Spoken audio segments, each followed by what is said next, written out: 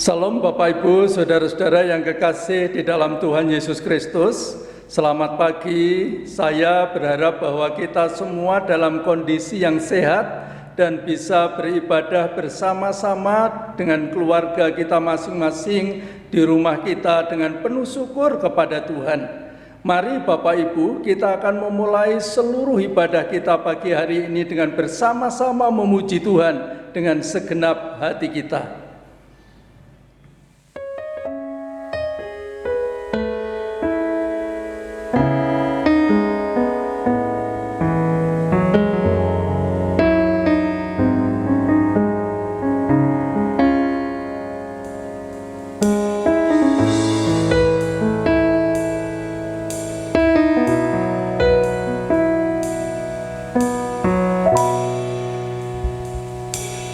Kau Bapa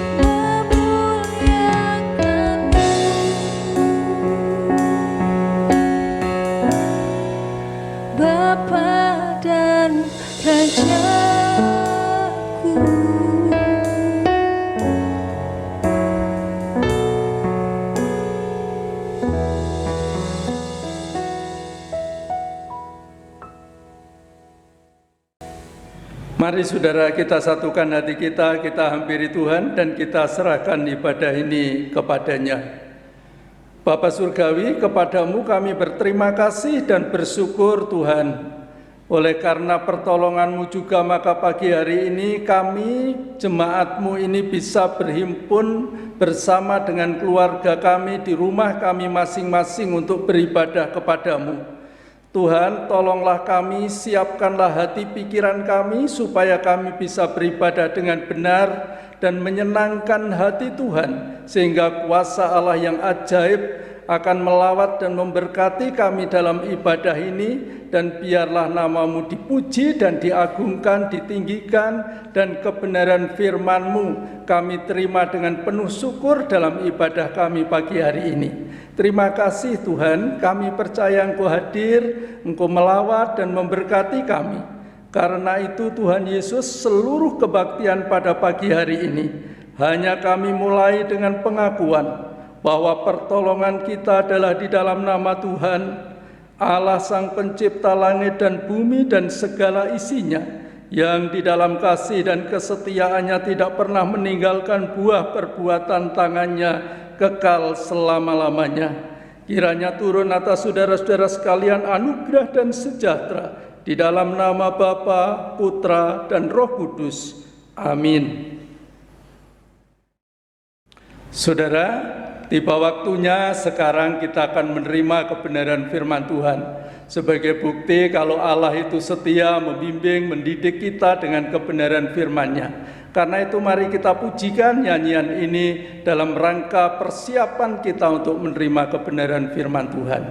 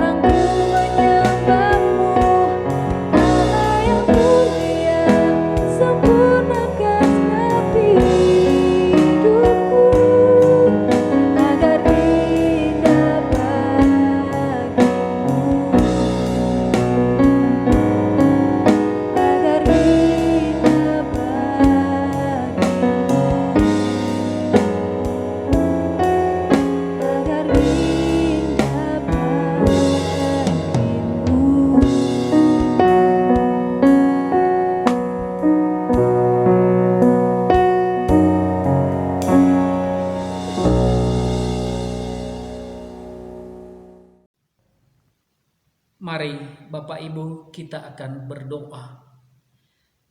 Tuhan Yesus, kami bersyukur untuk firman Tuhan yang sebentar lagi akan dibentangkan di tengah-tengah kami, akan diberitakan di tengah-tengah kami. Engkau berkuasa atas kami ya Tuhan. Roh Kudus-Mu yang akan menguasai setiap kami, menguasai hati kami dan pikiran kami. Engkau berkati hamba-Mu yang akan menyampaikan firman Tuhan, dan demikian juga untuk seluruh jemaat Tuhan yang telah Engkau siapkan hati mereka untuk mendengarkan firman. Terpuji Engkau Tuhan, dalam nama Tuhan Yesus kami berdoa. Amin. Firman Tuhan yang akan dibacakan kepada semua kita pada pagi hari ini terambil dari Mazmur pasal 79 ayatnya yang ke-8 sampai ayat yang ke-13. Demikian firman Tuhan. Janganlah perhitungkan kepada kami kesalahan nenek moyang kami. Kiranya rahmat-Mu segera menyongsong kami, sebab sudah sangat lemah kami. Tolonglah kami, ya Allah penyelamat kami. Demi kemuliaan nama-Mu lepaskanlah kami dan ampunilah dosa kami. Oleh karena nama-Mu. Mengapa bangsa-bangsa lain boleh berkata, di mana Allah mereka? Biarlah di hadapan kami bangsa-bangsa lain mengetahui pembalasan atas darah yang tertumpah dari hamba-hamba-Mu. Biarlah sampai ke hadapan-Mu keluhan orang tahanan sesuai dengan kebesaran lengan-Mu. Biarkanlah hidup orang-orang yang ditentukan untuk mati dibunuh, dan balikanlah ke atas pangkuan tetangga kami 7 kali lipat celah yang telah didatangkan kepadamu ya Tuhan. Maka kami ini umat-Mu dan kawanan domba gembalaan-Mu akan bersyukur kepadamu untuk selama-lamanya dan akan memberitakan puji-pujian untuk-Mu turun-temurun. Firman Tuhan berkata, saudara-saudaraku dalam Kristus Yesus, yang berbahagia ialah setiap kita yang mendengarkan firman Tuhan dan merenungkan serta melakukan di dalam kehidupan kita hari lepas hari. Terpujilah nama Tuhan. Amin. Bapak Ibu yang dikasihi Tuhan, pada pagi hari ini firman Tuhan akan saya berikan tema adalah mewariskan iman. Saudara-saudariku di dalam Kristus Yesus, judul Mazmur yang telah kita bacakan, yang telah saya bacakan dari awal tadi, berbicara tentang doa umat yang terancam. Saudara-saudaraku, hal itu kita bisa lihat di dalam ayat yang pertama, Mazmur pasal 79 ini berkata demikian. Ya Allah, bangsa-bangsa lain telah masuk ke dalam tanah milik-Mu, menajiskan bait kudus-Mu, membuat Yerusalem menjadi timbunan puing. Dari ayat ini saudara-saudaraku, itu diawali dan dimulai dengan sebuah seruan kepada Allah. Jadi seperti yang dikatakan dalam judul di atas tadi tentang Mazmur 79 ini, yaitu doa umat yang terancam. Jelas ini adalah sebuah doa. Si pendoa di sini saudara-saudaraku melaporkan tindakan kejam, tindakan bengis para bangsa lain terhadap kaumnya. Secara khusus di sini disebutkan ada 3 kelompok saudara-saudaraku. Tindakan kejam dan tindakan bengis yang dilakukan terhadap umat Tuhan. Yang pertama saudara-saudaraku adalah bahwa adanya para bangsa itu menduduki tanah milik Tuhan sendiri, Lalu mereka menajiskan bait kudus Tuhan yang ada di sana dan menghancurkan kota Yerusalem. Tadi kita sudah baca di dalam ayat yang pertama. Saudara-saudaraku, ayat ini saudara-saudaraku adalah menjadi petunjuk historis bahwa Mazmur ini ditulis setelah Israel sudah memiliki yang namanya bait Allah. Dan sekarang bait Allah itu saudara-saudaraku dihancurkan. Mungkin yang disinggung di sini saudara-saudaraku ialah peristiwa penghancuran bait Allah dan kota Yerusalem pada saat terjadi pendudukan oleh Babel pada abad ke-6 sebelum Masehi. Jadi kelompok yang pertama adalah bangsa yang menduduki milik Tuhan. Kedua adalah para bangsa tidak hanya kejam terhadap tanah atau bangunan, melainkan juga mereka kejam terhadap manusia. Mereka tidak hanya menghancurkan yang namanya bangunan itu, tetapi juga mereka menghancurkan, bahkan membunuh, menumpahkan darah bagi umat Tuhan pada saat itu. Bapak Ibu, nanti kita bisa baca di dalam ayat yang kedua. Saya bacakan kepada kita. Mereka memberikan mayat hamba-hambamu sebagai makanan kepada burung-burung di udara dan daging orang-orang yang kau kasihi kepada binatang-binatang liar di bumi. Saudara-saudaraku, ayat 2 ini akan melukiskan betapa kekejaman itu terjadi di tengah-tengah umat Tuhan. Kekejaman itu tidak hanya menghancurkan bangunan, yaitu bait Allah, tetapi juga mereka menghancurkan manusia, atau disebutkan dalam bacaan kita tadi adalah hamba-hamba Allah. Bahkan lebih ngeri saudara-saudaraku kalau kita baca dalam ayat yang kedua tadi, mayat-mayat itu diberikan sebagai makanan kepada burung-burung di udara dan daging orang-orang yang dikasihi Tuhan itu kepada binatang-binatang liar di bumi. Jadi kekejaman dan kebengisan itu, saudara-saudaraku, yang pertama tidak hanya dilakukan untuk menghancurkan bangunan, merebut tanah, tetapi juga dilakukan untuk membunuh manusia dan untuk menumpahkan darah mereka. Dan yang ketiga, saudara-saudaraku, adalah kelompok yang melakukan kekejaman terhadap umat Tuhan yang sangat bengis itu, Bapak Ibu yang dikasihi Tuhan, adalah para bangsa itu melakukan pembantaian massal sehingga darah pun tertumpah seperti air mengalir. Saudara-saudaraku, jelas ini adalah sebuah pelukisan yang teramat tragis. Karena apa, saudara-saudaraku? Karena tidak ada penguburan, tidak ada prosesi penguburan. Mayat-mayat manusia itu diberikan kepada burung di udara dan kepada makanan binatang-binatang buas di hutan.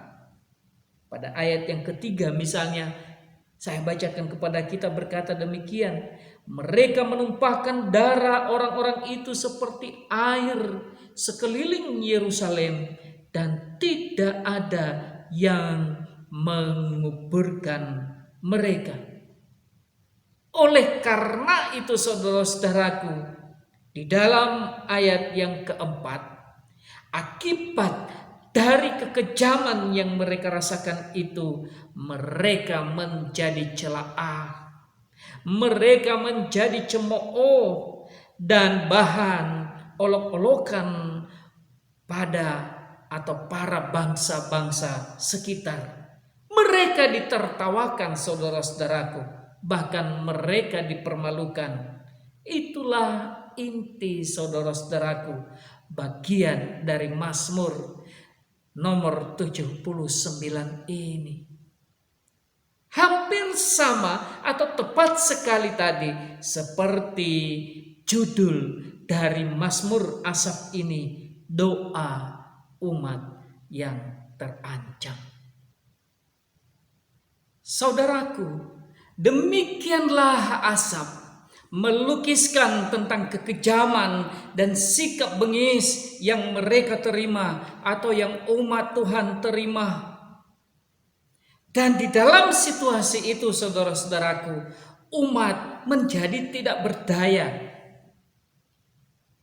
Oleh karena ketidakberdayaan mereka, saudara-saudaraku, memaksa mereka harus memohon kepada Tuhan. Mereka harus berharap sepenuhnya kepada Tuhan. Tidak ada lagi jalan yang lain selain daripada mereka harus meminta pertolongan daripada Tuhan. Saudara-saudaraku,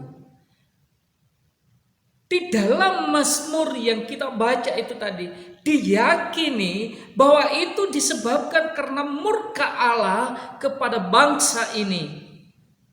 Murka Allah kepada umat ini karena dosa-dosa mereka, karena dosa nenek moyang mereka. Maka si pemazmur di sini, saudara-saudaraku, memohon agar murka itu tidak dilimpahkan kepada bangsa Israel, melainkan disebutkan di sana ditumpahkan kepada bangsa yang lain.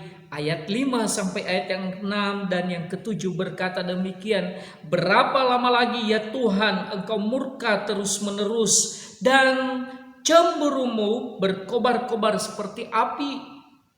Tumpahkanlah amarahmu ke atas bangsa-bangsa yang tidak mengenal engkau, ke atas kerajaan-kerajaan yang tidak menyerukan namamu, sebab mereka telah memakan habis Yakub dan tempat kediamannya mereka hancurkan. Bapak Ibu yang dikasihi di dalam Kristus Yesus, pemazmur juga menyadari, saudara-saudaraku, bahwa nenek moyang mereka memang dahulunya adalah berdosa kepada Allah. Tetapi lagi-lagi ia memohon kepada Tuhan agar hukuman akibat dari dosa para leluhur itu tidak sampai ditimpakan kepada mereka. Itulah yang disebutkan di dalam ayat yang ke-8a Mazmur 79 ini berkata demikian, janganlah perhitungkan kepada kami kesalahan nenek moyang kami. Tapi sebaliknya, saudara-saudaraku, ia berharap agar Allah sudi berbelas kasihan kepada mereka, karena mereka sudah sangat tak berdaya, karena mereka sudah sangat lemah. Mereka tidak punya lagi tenaga. Kalau Tuhan tidak datang, tidak turun untuk menolong mereka, maka mereka tidak bisa lagi melakukan hal apapun. Ayat yang ke-8b berkata demikian, kiranya rahmat-Mu segera menyongsong kami, sebab sudah sangat lemah kami. Bapak Ibu yang dikasihi Tuhan, ia minta tolong kepada Allah agar tidak lagi demi jasa baiknya sendiri, melainkan demi kemuliaan nama Allah sendiri. Saudara-saudaraku, ini adalah merupakan pemikiran yang bermuatan teologis, yang selama ini mereka akan melakukannya untuk namanya, untuk keunggulannya, untuk kehebatannya, untuk keakuannya. Tapi sekarang saudara-saudaraku, mereka katakan, kalau engkau menolong kami, biarlah itu menjadi kemuliaan bagi nama Tuhan. Biarlah itu didengar oleh seluruh bangsa-bangsa dan menjadi pujian bagi nama Tuhan. Saudara-saudaraku, mengapa demikian? Saudara, karena dosa dari umat ini telah mendatangkan cemooh kepada Allah. Oleh karena itu, nasib umat yang selamat pasti akan memuliakan Allah. Cemooh dari bangsa lain itu terungkap di dalam pernyataan retoris, saudara-saudaraku. Seperti yang kita lihat di dalam ayat yang ke-10 misalnya. Mengapa bangsa-bangsa lain boleh berkata, di mana Allah mereka? Dalam deru rasa marahnya, si pemazmur, saudara-saudaraku, akhirnya bahkan sampai tega juga meminta agar apa? Agar Allah melakukan balas dendam terhadap para bangsa lain itu. Kita bisa melihat dalam ayat yang ke-10 bagian C, pembalasan atas darah yang tertumpah dari hamba-hambamu. Saudara-saudaraku yang dikasihi dalam Kristus Yesus, ide dari balas dendam ditunjukkan di dalam ayat yang ke-11 sampai yang ke-12. Dan jika hal itu terjadi, saudara-saudaraku, mereka katakan, maka terjadilah pemulihan atas hidup mereka. Itu yang kita lihat di dalam ayat yang ke-13. Saudaraku, pengalaman positif itulah yang menjadi alasan bagi umat, yaitu si pemazmur, untuk apa? Untuk bersyukur dan mewartakan pujian untuk kemuliaan Allah sampai selama-lamanya. Sebab apa, saudara-saudaraku? Sebab tangan Tuhan telah bertindak pada hari ini, sehingga mereka pun, yaitu bangsa Israel, umat Tuhan itu, patut merayakan dengan hati yang gembira dan penuh dengan sorak-sorai.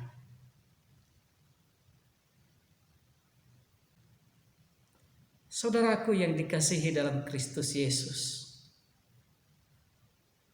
dari paparan Mazmur Asaf ini, saudara-saudaraku, sangat terkandung warisan-warisan iman yang harus dipertahankan, yang harus diturunkan, dan yang harus diajarkan kepada generasi selanjutnya, bahkan juga harus diajarkan kepada masa kita atau generasi kita sebagai orang-orang percaya kepada Tuhan di masa sekarang ini.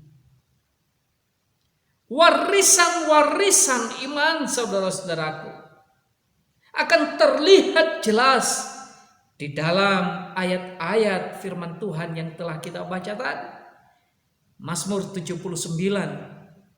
Walaupun ayat yang kita bahas adalah ayat 8 sampai ayat yang ke-13, tapi jangan lupa mulai dari ayat yang pertama sampai ayat yang ke-13 juga perlu kita selidiki, sehingga muatan-muatan iman yang perlu diwariskan akan kita jadikan sebagai teladan bagi semua kita yang hidup pada hari ini. Saudaraku, ada seorang yang bernama Alan Naiman. Siapa dia Alan Naiman ini, saudara-saudaraku? Ia adalah seorang yang bekerja di dinas sosial di Washington. Memang ia sudah meninggal pada bulan Januari tahun 2018 yang lalu. Yang meninggal akibat dari kanker yang dia derita. Nah, saudara tahu bahwa 30 tahun yang lalu Naaman ini memilih meninggalkan pekerjaannya yang memiliki gaji yang sangat tinggi dan kemudian mendedikasikan dirinya untuk apa? Merawat anak-anak yang terlantar serta anak-anak penyandang disabilitas. Dia menaruh hidupnya, saudara-saudaraku, di dalam pekerjaan sosial yang lebih konkret, yang lebih nyata lagi. Anak-anak itulah yang kemudian menginspirasi Naaman untuk dalam hidupnya lebih mendahulukan orang lain, lebih mendahulukan kepentingan orang lain, lebih mementingkan orang lain daripada dirinya sendiri. Saudara, semasa hidupnya Naaman dikenal, saudara-saudaraku, adalah sangat hemat. Dia selalu membeli pakaian di toko yang serba murah. Berbelanja, kadang dia menggunakan kupon yang dari koran dan majalah. Kalau dia berpergian atau kalau dia pergi jalan-jalan, dia menggunakan kendaraan umum, saudara-saudaraku. Ternyata Naaman ini hemat bukan karena dia tidak punya uang. Karena di dalam sejarahnya Naaman sedikit ada warisan dari orang tua dan itu sudah menjadi miliknya. Tetapi saudara-saudaraku, yang mengagetkan semua orang dan juga orang-orang yang dekat dengan Naaman pada saat itu, pada saat dia meninggal, ia telah memberikan warisan sebesar 11 juta US dollar. Kalau dirupiahkan sekarang, saudara-saudara, kira-kira adalah 160 miliar rupiah. Untuk apa, saudara-saudaraku? Diwariskan untuk anak-anak yatim, untuk anak-anak penyandang disabilitas, dan dia akan mewariskan itu, saudara-saudaraku, dengan hati yang tulus. Bapak Ibu yang dikasihi dalam Kristus Yesus, warisan itu bukan hanya bernilai sejarah. Memang betul, yang namanya warisan itu tidak bisa dipungkiri dan tidak bisa dipisahkan dari nilai sejarah yang terkandung di dalamnya. Sampai saat ini misalnya, saudara-saudaraku, saya masih memakai cincin pernikahan saya. Dan cincin pernikahan ini sangat berharga. Kenapa, saudara-saudaraku? Karena dia memiliki nilai. Bukan nilai berapa harganya, bukan nilai berapa cantiknya, tetapi nilai sejarah, di mana ketika saya memakai ini pertama kalinya adalah saat istri saya yang sekarang ini, ketika kami menikah, dia sematkan di dalam jari manis saya. Bapak Ibu, warisan itu bukan hanya berbicara tentang nilai sejarah, tetapi warisan itu juga, saudara-saudaraku, berbicara tentang keteladanan, berbicara tentang kebaikan hati, berbicara tentang kejujuran, dan berbicara tentang ketulusan hati. Itulah sebuah warisan. Dan kalau kita sepakat tadi, saudara-saudaraku, bahwa Mazmur 79 itu adalah berisikan tentang warisan iman, maka itulah yang akan menjadi pergumulan kita bersama sekaligus menjadi pelajaran bagi kita pada minggu hari ini. Apa saja keteladanan iman yang harus kita wariskan sebagai orang-orang percaya di zaman sekarang ini, untuk apa? Untuk generasi-generasi kita berikutnya. Keteladanan iman seperti apa yang kita wariskan? Karena warisan itu juga ada warisan yang tidak baik, saudara-saudaraku. Iman itu juga ada dua. Ada iman yang sejati dan ada iman yang berpura-pura.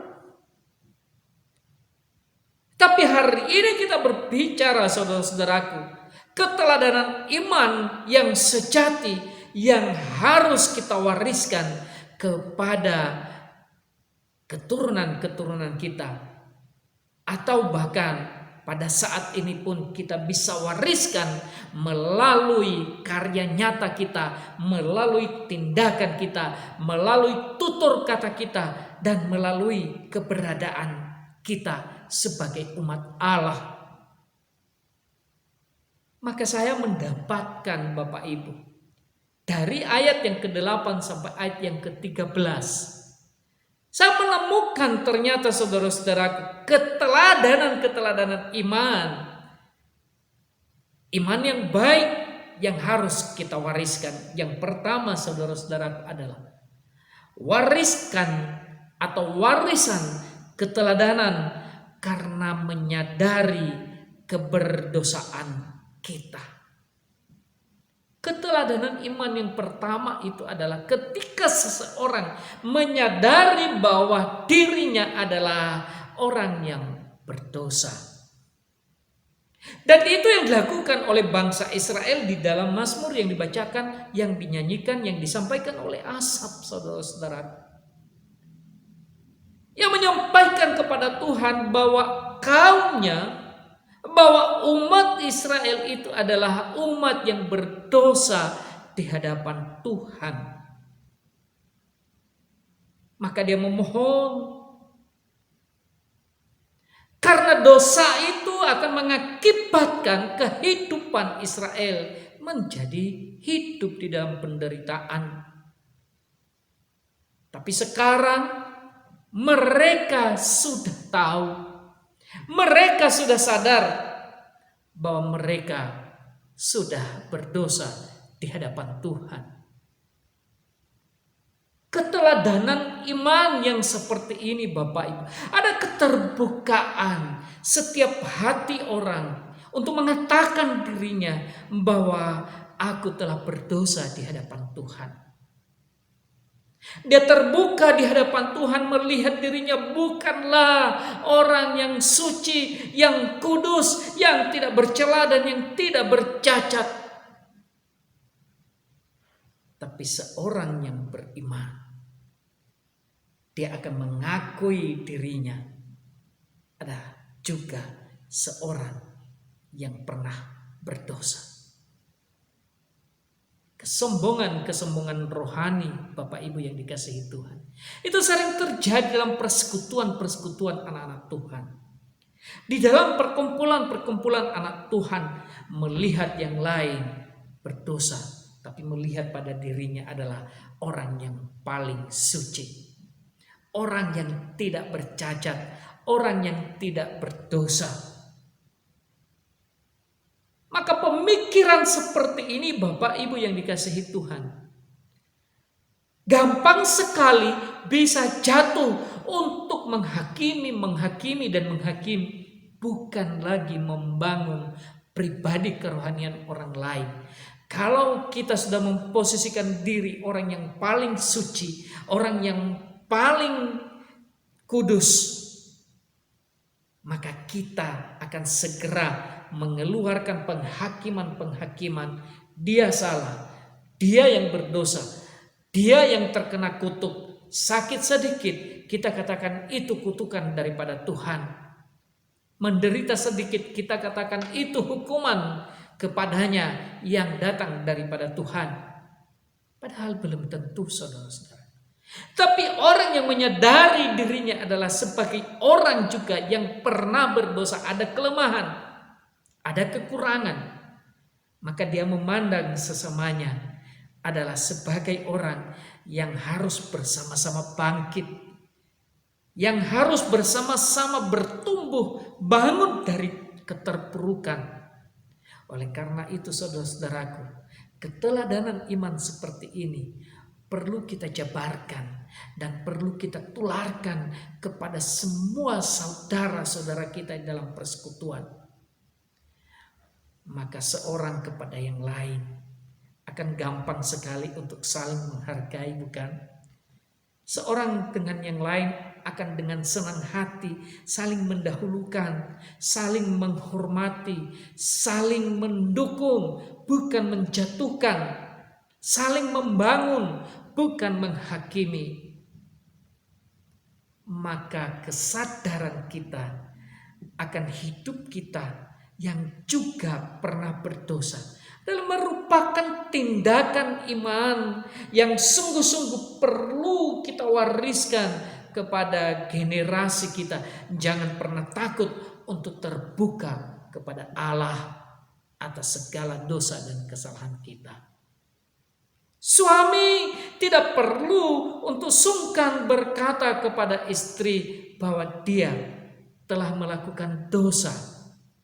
Demikian juga sebaliknya, istri juga mengakui bahwa dia pernah menyakiti hati suaminya. Luar biasa kalau kehidupan yang seperti ini terbangun. Maka iman yang hidup itu, bukan iman yang mati, akan terus ada di tengah-tengah kehidupan kita bersama. Nah, oleh sebab itu, saudara-saudaraku, wariskanlah keteladanan iman yang seperti ini. Dan iman seperti ini gampang, karena itu bukan hanya teori, tapi itu langsung nyata. Kita perkatakan, kita lakukan. Kalau kita salah, kita juga gampang untuk meminta maaf, tetapi bukan untuk kita ulangi lagi besok, kan? Kalau kita memiliki kesalahan, itu dengan kerendahan hati kita tahu, yes, aku salah. Tidak perlu gengsi. Karena apa? Kita pun adalah orang yang pernah berbuat dosa. Bapak Ibu yang dikasihi Tuhan, orang Israel pun akhirnya sadar bahwa mereka adalah orang yang berdosa di hadapan Tuhan. Hari ini pun mari kita datang kepada Tuhan. Kita mohon, Tuhan, jadikan aku sebagai teladan iman kepada anak-anakku, kepada istriku, kepada jemaatku, kepada sesamaku dalam persekutuan. Agar apa? Agar aku pun memiliki kerendahan hati untuk bisa menyatu dengan Engkau dan menyatu dengan saudara-saudaraku di dalam persekutuan. Wariskanlah keteladanan iman, kesadaran akan dosa. Yang kedua, saudara-saudaraku, wariskan keteladanan meminta keadilan Tuhan terhadap bangsa-bangsa kafir. Saudara-saudaraku di dalam Kristus Yesus, di masa-masa yang sulit pada masa itu, masa yang dimana orang Israel mengalami kekejaman yang sangat-sangat parah. Bukan hanya bangunan dan tanah yang direbut oleh musuh-musuh mereka, tetapi hidup mereka pun terancam dan terbunuh. Di tengah-tengah kesulitan itu, bangsa-bangsa yang tidak mengenal Allah justru mencemooh kejatuhan Israel. Bahkan mereka menodai dan menginjak-injak kekudusan Tuhan di tengah-tengah umatnya. Maka dalam Mazmur itu pun, saudara-saudaraku, perhatikan tadi dalam bacaan kita, mereka memohon keadilan Tuhan. Bahkan lebih kerasnya lagi, lebih tepatnya lagi kita baca tadi, mereka meminta pembalasan.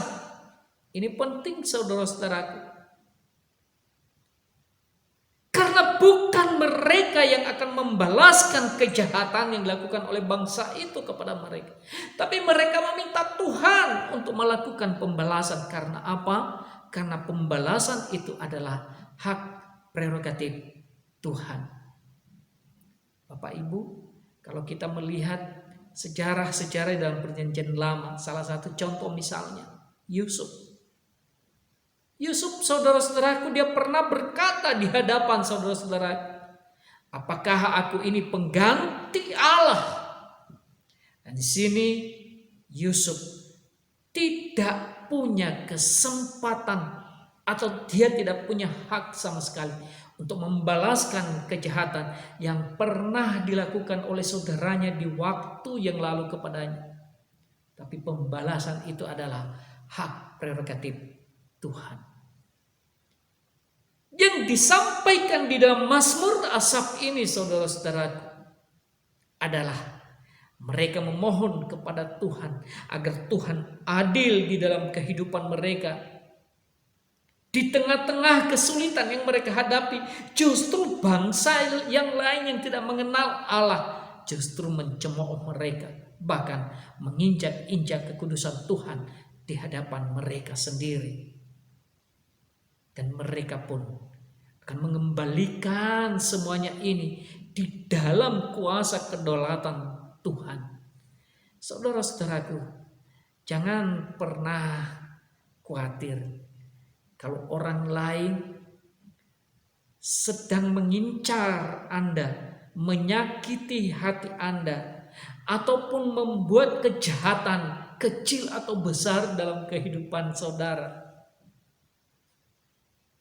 Tetapi juga jangan cepat-cepat engkau hakimi dan bahkan engkau melakukan pembalasan. Karena firman Tuhan berkata, janganlah balas kejahatan dengan kejahatan, tapi balaslah dengan kebaikan. Bahkan dalam doa Tuhan Yesus juga pernah berkata bahwa musuhmu pun engkau akan doakan. Bukankah ini saudara-saudara keteladanan iman yang nyata di tengah-tengah kehidupan kita? Bagaimana orang di luar sana, saudara-saudaraku, dengan gampang tersulut emosi, lalu kemudian mereka menghakimi, lalu mereka membalaskan dan lain sebagainya. Tapi bagi anak Tuhan, Tuhan telah memberikan kuasa Roh Kudus untuk menanggung semua kejahatan yang dilakukan oleh sesamanya. Dia akan memberikan kesabaran dalam hati orang percaya. Dan orang percaya itu tidak akan membalaskan kejahatan itu, tapi dia akan membawa di hadapan Tuhan. Karena Tuhan yang akan beracara untuk melakukan keadilannya dan hak prerogatifnya di tengah-tengah umatnya. Saudara-saudaraku dalam Kristus Yesus, saya sangat yakin sekali bahwa dalam kehidupan setiap anak-anak Tuhan yang sudah menjadi milik Tuhan, seperti apapun serangan, seperti apapun kejahatan dari orang-orang yang tidak mengenal Allah, itu tidak akan pernah menggagalkan rencana Tuhan yang terbaik atas hidupmu dan hidupku. Haleluya, amin. Walaupun orang membuat berbagai taktik, membuat berbagai cara untuk menjatuhkanmu, dan mungkin engkau jatuh, untuk menyakitimu dan mungkin engkau sakit, untuk melemahkanmu dan mungkin engkau lemah, untuk menyingkirkanmu dan mungkin engkau tersingkir. Tetapi Bapak Ibu yang dikasihi Tuhan, itu tidak akan mengubah rencana Tuhan yang terbaik atas hidup kita. Saudara-saudara Yusuf merancangkan yang jahat atas hidupnya, tetapi Tuhan merancangkan yang terbaik untuk Yusuf. Saudara-saudara Yusuf membuangnya ke sebuah sumur, tetapi Tuhan akan membuangnya ke Mesir untuk menjadi seorang penguasa yang hebat, yang terkenal. Oleh karena itu, janganlah balas apapun itu yang dilakukan oleh orang-orang jahat terhadapmu, tapi serahkanlah itu kepada Tuhan. Doakanlah dia, bahkan engkau lepaskan pengampunan kepadanya. Engkau doakan dia setiap hari, setiap malam, setiap saat, dan lepaskanlah kasih yang tulus kepadanya. Lepaskanlah pengampunan yang sungguh-sungguh, tidak ada embel-embelnya, untuk orang yang telah menyakitimu, untuk orang yang telah mengecewakanmu, untuk orang yang mungkin berpura-pura baik kepadamu. Saudara-saudaraku, itulah gunanya kita punya Allah di tengah-tengah kehidupan kita ini. Wariskanlah keteladanan iman yang seperti ini, maka anak-anakmu pun, istrimu atau suami melihat hidupmu dan mereka mengatakan, kami selalu memuji Tuhan, kami selalu memuliakan Tuhan, karena ada orang yang telah membawa kedamaian dan ada orang yang telah mengajarkan kami tentang Tuhan di tengah-tengah keluarga kami, atau di tengah-tengah persekutuan kami, atau dimanapun kita berada. Yang ketiga, saudara-saudaraku, wariskanlah keteladanan karena memohon kemurahan hati Allah. Tidak gampang, saudara-saudaraku. Situasi yang dialami oleh bangsa Israel, tadi dari judulnya saja kita sudah tahu mereka terancam. Pertanyaannya, masihkah ditemukan iman di tengah-tengah situasi yang sulit seperti itu? Di tengah-tengah kondisi yang tidak menentu, bahkan bukan hanya musuh-musuh itu menghancurkan, merebut tanah dan menghancurkan bait suci mereka, bahkan hidup mereka pun, nyawa mereka pun hilang begitu saja. Masihkah tersisa iman yang bisa didapatkan Tuhan di dalam kehidupan kita? Dan pemazmur menyadari itu, saudara-saudara. Dan nyatanya Asaf mengajak melalui mazmur ini agar tetap ada kesetiaan dari anak-anak Tuhan, agar tetap ada iman yang ditemukan di dalam hidupmu, memohon kemurahan hati Tuhan. Pemazmur menyadari bahwa umat Allah memang harus melalui dan menjalani hukuman Allah atas mereka. Tapi ia meminta agar hukuman itu tidak didasarkan atas akumulasi dari dosa-dosa nenek moyang mereka di masa lampau. Tetapi hari ini mereka memiliki iman yang kuat. Mereka tahu bahwa Tuhan akan memulihkan mereka. Tuhan akan membangkitkan mereka. Dan ini yang disebut dengan pengharapan, saudara-saudara. Kalau pengharapan ini hilang, pengharapan ini tidak ditemukan dalam hidup kita, maka hidup atau iman yang ada dalam hidup kita akan melemah, karena kita tidak memiliki pengharapan di tengah-tengah kesulitan yang kita alami hari ini. Kesulitan apa saja? Apakah harapan itu masih ada? Bapak Ibu yang dikasihi dalam Kristus Yesus, di suatu tempat terjadi gempa yang hebat. Dan karena gempa itu menggoncang, seluruh bangunan, tanah pun longsor, dan bangunan itu roboh, saudara-saudara. Dan ternyata di tengah-tengah puing-puing bangunan itu, ternyata ada satu keluarga yang terkurung di dalam puing-puing bangunan itu. Dan memang nantinya mereka bisa diselamatkan setelah 2 hari lamanya.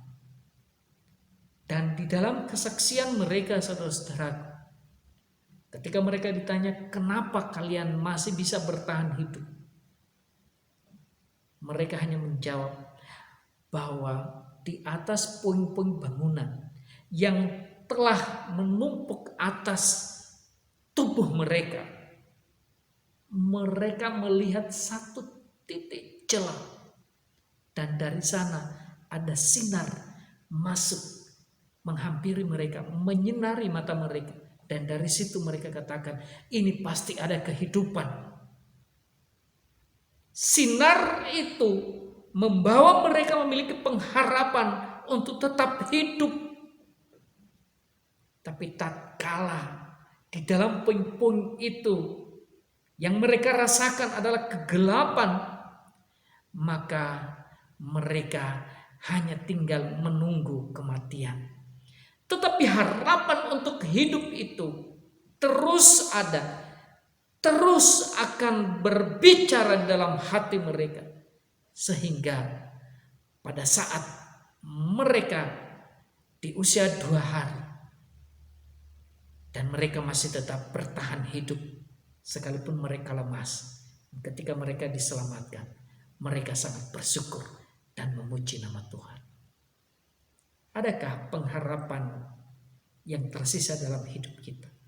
Sekalipun hari ini mungkin kita mengalami banyak masalah, sakit penyakit, pencobaan-pencobaan yang berat, yang sedang atau yang kecil. Mungkin hari ini kita belum memiliki banyak persediaan bahan makanan di rumah, yang seakan-akan besok kita akan mati. Tapi hari ini juga firman Tuhan diperdengarkan kepada kita. Milikilah pengharapan. Teruslah setia kepada Tuhan. Mohon kemurahan hati Tuhan. Dan ini yang perlu kita wariskan kepada keturunan-keturunan kita.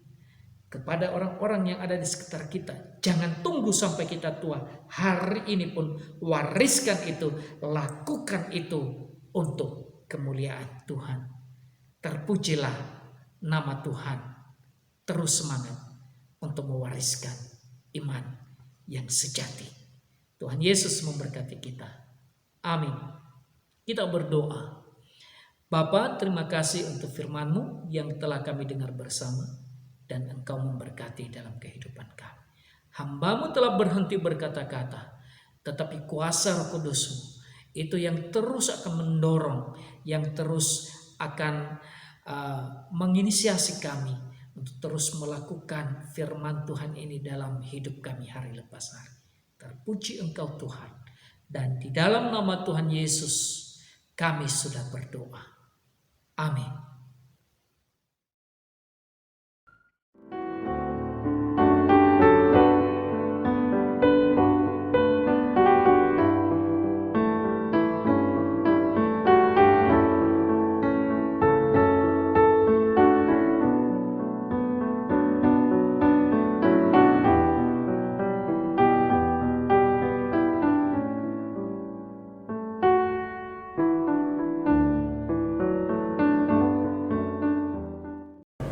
Saudara, Bapak Ibu yang kekasih, mari kita akhiri seluruh ibadah kita dengan penuh syukur kepada Tuhan yang sudah menolong kita sehingga kita bisa beribadah bersama-sama pagi hari ini.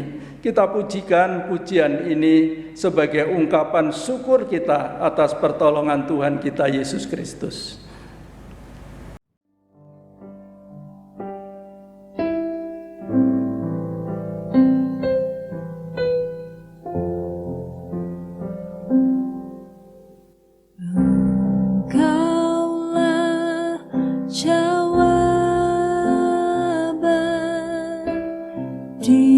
Setiap doaku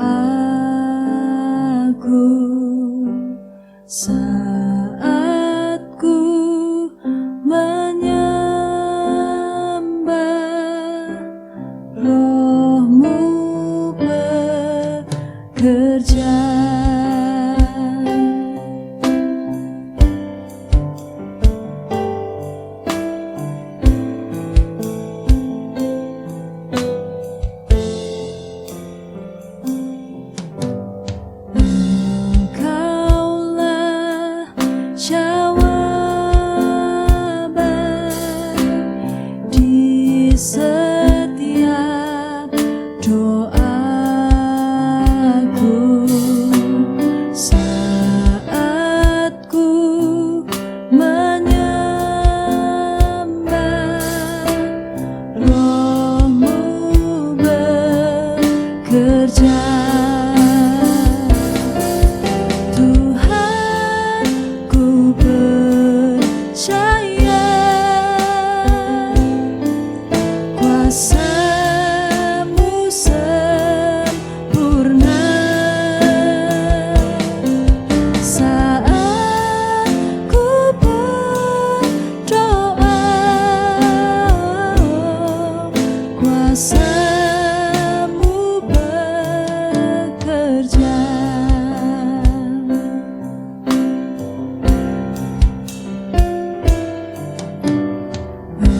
Engkaulah jawaban di setiap doaku saat ku menyembah. Roh-Mu bekerja, Tuhan, ku percaya kuasa-Mu sempurna saat ku berdoa.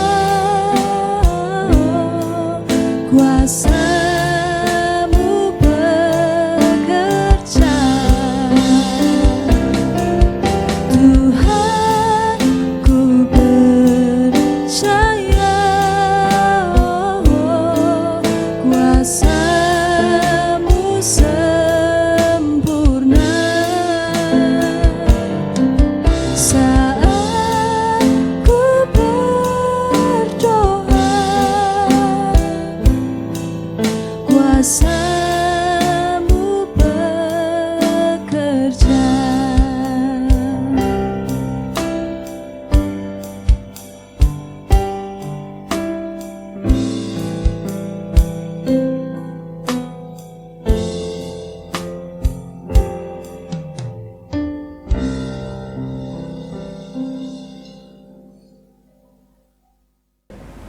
Saudara, Bapak, Ibu yang kekasih di dalam Tuhan, mari kita akhiri ibadah kita pagi ini. Kepadamu kami menaikkan syukur dan terima kasih Tuhan atas seluruh pertolongan-Mu dalam ibadah kami pagi hari ini. Tuhan akan terus menolong kami, menolong situasi dan kondisi yang ada saat ini, agar sesegera mungkin pada waktu-waktu berikutnya kami bisa beribadah bersama-sama di gereja, bertemu, bersekutu dengan saudara-saudara seiman dengan penuh syukur. Terima kasih ya Tuhan, kami mengucap syukur, kami percaya Engkau merancangkan yang baik dalam kehidupan setiap umat-Mu yang percaya kepadamu. Saudara-saudara yang kekasih di dalam Tuhan, mari kita akan mengakhiri seluruh ibadah ini di dalam damai sejahtera, dan kini terimalah berkat Tuhan. Tuhan memberkati engkau dan melindungi engkau. Tuhan menyinari engkau dengan wajah-Nya dan memberi engkau kasih karunia. Tuhan menghadapkan wajah-Nya kepadamu dan memberi engkau damai sejahtera sekarang dan sampai selama-lamanya. Amin. Puji Tuhan, Bapak, Ibu, saudara-saudara yang kekasih di dalam Tuhan, kebaikan Tuhan selalu dinyatakan dalam memelihara kehidupan kita. Karena itu saya terus berharap kepada Tuhan agar Bapak, Ibu, saudara-saudara sekalian akan terus hidup saling mendoakan satu dengan yang lain, supaya semua kita sehat. Dan sekali waktu nanti Tuhan akan menolong kita untuk bisa berhimpun, berbakti bersama-sama dengan penuh syukur di gereja. Manfaatkanlah media yang ada untuk saling berkomunikasi, saling menasihati, mengingatkan agar kita semua tetap setia. Terima kasih Bapak Ibu, selamat siang, salam sehat, Tuhan memberkati kita bersama. Amin.